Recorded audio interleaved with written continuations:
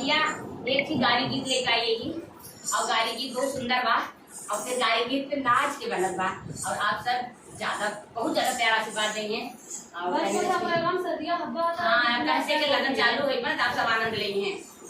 तो के खास करके मिले ये वाला हम सीख लेबे तो जाई हम अपने अरे नहीं रोज बियाह जाता है बिटिया के बियाह दोबारा आए मैंने गाया जे सीख लिया सब गाओ गाया दिन भैया गाओ भौजी गाओ गाया दिन भैया अरे बड़ी मजा आया जाने के खेत में बड़ी मजा आया जाने के खेत में खूब मजा आया जाने के खेत में खूब मजा आया जाने के खेत में जाने के खेत में कोई भी है आलू जाने के खेत में कोई भी है आलू ये होगी ओकरे बाद का बा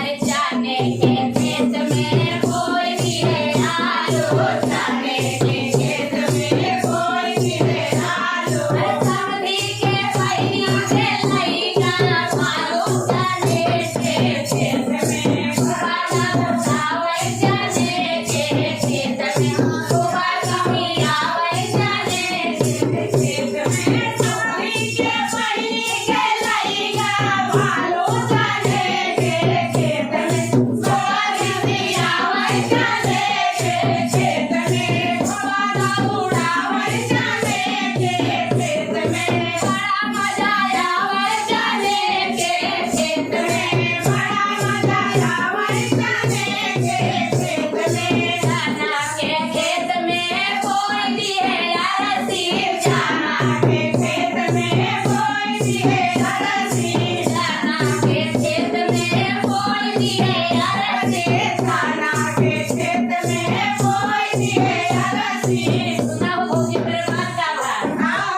अरे दुल्हा के पहिली गलाई गई चरसी जाने के खेत में बड़ा मजा आवे जाने के खेत में बड़ा मजा आवे जाने के खेत में दुल्हा के पहिली गलाई गई चरसी जाने के खेत में बड़ा मजा आवे जाने के खेत में खूब दौड़ावे जाने के खेत में खूब दौड़ावे जाने के खेत में बड़ा मजा आवे जाने के खेत में बड़ा मजा आवे जाने के खेत में जाना के खेत में कोई भी है धनिया जाना के खेत में कोई भी है धनिया जाना के खेत में कोई भी है धनिया जाना के खेत में कोई भी है धनिया और ये मेरे बात सुना एकदम कोई निकल आएगा